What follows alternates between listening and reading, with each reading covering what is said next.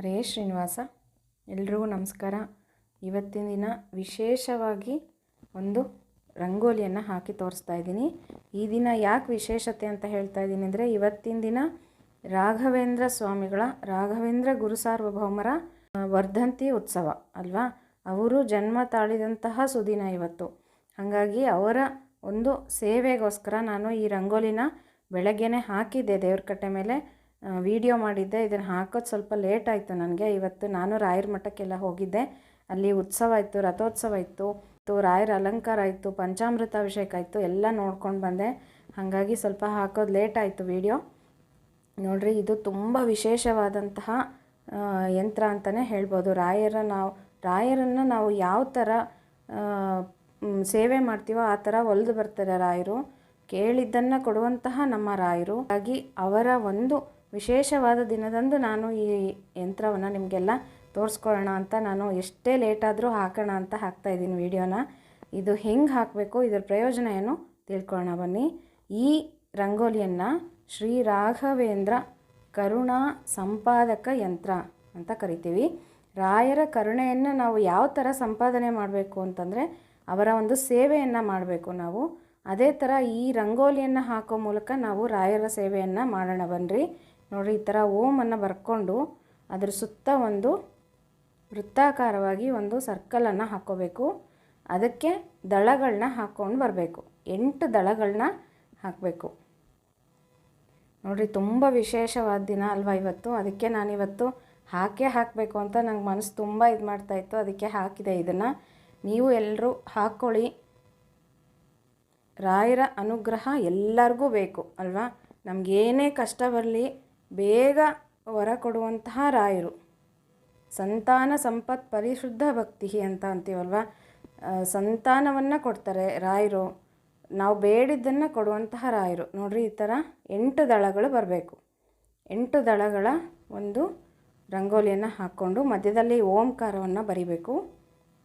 ಆಮೇಲೆ ಒಂದೊಂದು ದಳದಲ್ಲೂ ರಾಯರ ಹೆಸರನ್ನು ಬರಿಬೇಕು. ಶ್ರೀ ರಾಘವೇಂದ್ರಾಯ ನಮಃ ಅಂತ ಒಂದೊಂದು ದಳದಲ್ಲೂ ರಾಘವೇಂದ್ರ ಸ್ವಾಮಿಗಳ ಹೆಸರನ್ನು ಬರಿಬೇಕು. ನೋಡಿರಿ, ಈ ಥರ ಶ್ರೀ ರಾಘವೇಂದ್ರಾಯ ನಮಃ ಅಂತ ಬರೆದಾದ್ಮೇಲೆ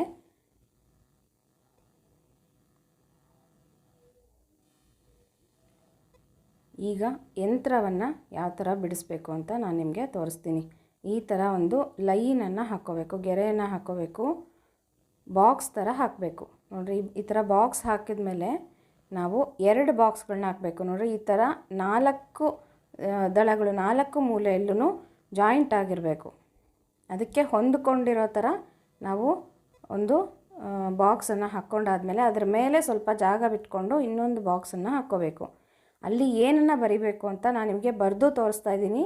ಯಾರೂ ಕನ್ಫ್ಯೂಸ್ ಮಾಡ್ಕೋಬೇಡಿ. ನೋಡಿರಿ, ನಾನೀಗ ಬರೆದು ತೋರಿಸ್ತಾ ಇದ್ದೀನಿ. ಒಂದು ಮೇಲ್ಗಡೆ ಬಾಕ್ಸಲ್ಲಿ ಓಂ ರಂ ರಾಮಾಯ ನಮಃ ಅಂತ ಬರಿಬೇಕು.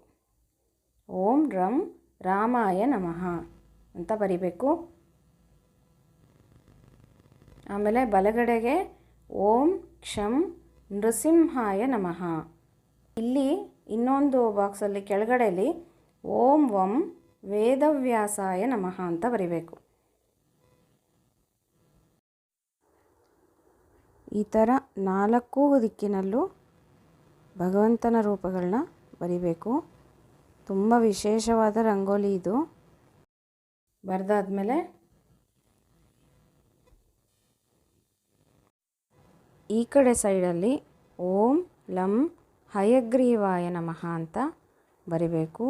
ಒಟ್ಟು 4 ದಿಕ್ಕಲ್ಲಿ ಭಗವಂತನ ಹೆಸರುಗಳನ್ನ ಬರಿಬೇಕು. ಇಷ್ಟೇ ಈ ರಂಗೋಲಿ ಹಾಕ್ಕೊಳ್ಳೋದು. ಇನ್ನೊಂದು ರಾಯರ ವಿಶೇಷತೆ, ಪ್ರಹ್ಲಾದರಾಜರ ಅವತಾರ ಆದಮೇಲೆ ವ್ಯಾಸರಾಜರಾಗ್ತಾರೆ. ವ್ಯಾಸರಾಜರಾದಮೇಲೆ ರಾಯರಾಗಿ ಜನ್ಮವನ್ನು ತಾಳ್ತಾರೆ. ಹಾಗಾಗಿ ನೃಸಿಂಹದೇವರನ್ನು ಇದರಲ್ಲಿ ನಾವು ಸ್ಮರಣೆಯನ್ನು ಮಾಡ್ಕೋಬೇಕು. ರಾಮದೇವರು ಎಲ್ಲರನ್ನೂ ನಾವು ಸ್ಮರಣೆಯನ್ನು ಮಾಡಿಕೊಂಡು ಈ ರಂಗೋಲಿಯನ್ನು ಹಾಕ್ಕೋಬೇಕು. ತುಂಬ ವಿಶೇಷವಾದಂತಹ ರಂಗೋಲಿ. ನೀವು ಎಲ್ಲರೂ ಹಾಕ್ಕೊಳ್ಳಿ. ರಾಯರ ಅನುಗ್ರಹ ಎಲ್ಲರಿಗೂ ಸಿಗುತ್ತೆ. ಇದರಲ್ಲಿ ಅನುಮಾನನೇ ಬೇಡ. ನಮ್ಮ ಭಕ್ತಿಗೆ ರಾಯರು ಒಲಿದು ಬಂದೇ ಬರ್ತಾರೆ. ಎಲ್ಲರೂ ಹಾಕ್ಕೊಳ್ಳಿ. ಹರೇ ಶ್ರೀನಿವಾಸ.